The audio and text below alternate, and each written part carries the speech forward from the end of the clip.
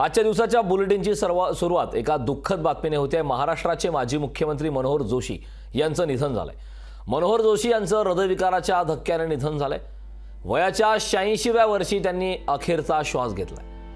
मुंबईतील हिंदुजा रुग्णालयात त्यांची प्राणज्योत मालवली आहे। मनोहर जोशी हे ठाकरे गटाचे ज्येष्ठ नेते आहेत। तर मनोहर जोशी यांचं दुःखद निधन झालेलं आहे। माजी मुख्यमंत्री आणि शिवसेनेचे ज्येष्ठ नेते मनोहर जोशी यांचं निधन झालेलं आहे। याबाबत चर्चा करण्यासाठी आपल्यासोबत शिवसेनेच्या नेत्या नीलमताई गोरे जोडलेल्या आहेत। ताई, लोकशाही मराठीमध्ये आपलं खूप खूप स्वागत आहे। खरं तर आजची सकाळ ही अत्यंत दुःखदायक बातमीने झालेली आहे। शिवसेनेचे ज्येष्ठ नेते आणि माजी मुख्यमंत्री मनोहर जोशी यांचं निधन झालंय, यावरती आपली काय प्रतिक्रिया? भावना आणि त्याचबरोबर एक धक्का, आणखीन अत्यंत ज्याला आपण म्हणून अनपेक्षित असे हे घटना घडलेली आहे। सर लवकरच बरे होतील परत, आणि त्यांनी अनेक संकटांना तोंड देऊन ते कायम पुढे पुढे जात होते। अशा वेळेला अजून दीर्घकाळ त्यांचं आयुष्य लाभेल असं वाटत होतं, परंतु फार लवकर त्यांचं निधन झालं। त्यांचा आणि माझा 34-35 वर्षापेक्षाही जास्त काळ परिचय होता, परंतु महाराष्ट्रामध्ये शिवसेनेचे मुख्यमंत्री म्हणून त्यांनी काम केल्यावर महिला प्रश्नावरती जे पक्षाचं काम मुख्यमंत्री म्हणून चाललेलं होतं त्याने प्रभावित होऊन मी शिवसेनेमध्ये काम करायचा निर्णय घेतला होता। महिला सरपंचांना ध्वजारोहण करून देण्याच्यासाठी जे मोठं प्रश्न तयार झाले होते त्यावेळेला मी त्यांना भेटले होते आणि महिला सरपंचांना घेऊन, आणि त्यावेळेला सरांनी GR काढलेला होता की महिला सरपंचांच्या हस्ते ध्वजारोहण झालं पाहिजे।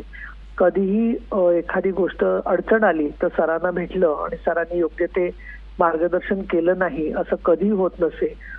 अनेक शिवसेनेच्या शिबिरामध्ये सरांचं मार्गदर्शन ऐकायला मिळालं। लोकसभेत ते असताना त्यावेळेला सुद्धा काही प्रश्न, काही मुद्दे याच्यासाठी त्यांचं सहकार्य मिळालं।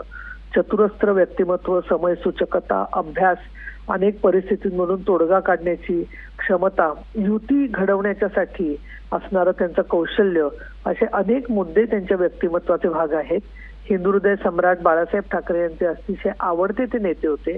या संपूर्ण कालावधीमध्ये शिवसेनेला रस्त्यावर लढणाऱ्या संघटनेपासून ते मुख्यमंत्री पदापर्यंत नेण्याचं कार्य जे हिंदुहृदय सम्राट बाळासाहेब ठाकरे यांनी केलं, त्याच्यामधले त्यांचे ते अत्यंत विश्वासार्ह असे नेते होते। आणि त्यामुळेच मुख्यमंत्र्यांबरोबर नंतर सुद्धा इतकं श्रद्धा आणि सबुरी ठेवून परत दुसरं लोकसभेचं सभापतीपद, त्यांच्यावरती लोकसभेचं अध्यक्ष म्हणून पद त्यांच्यावरती टाकण्यात आलं। विधान परिषदेचे उपसभापती या नात्याने आणि शिवसेनेची नेता म्हणून मी भावपूर्ण श्रद्धांजली व्यक्त करते। मी सोलापूरमध्ये आहे, त्यामुळे आज तिथे पोहोचणं मला थोडं प्रयत्न करते मी, परंतु त्यांची जी प्रभाव आहे तो आमच्या विधान परिषद, विधानसभा, लोकसभा, राज्यसभा, संपूर्ण भारत देशावरती कायम राहील।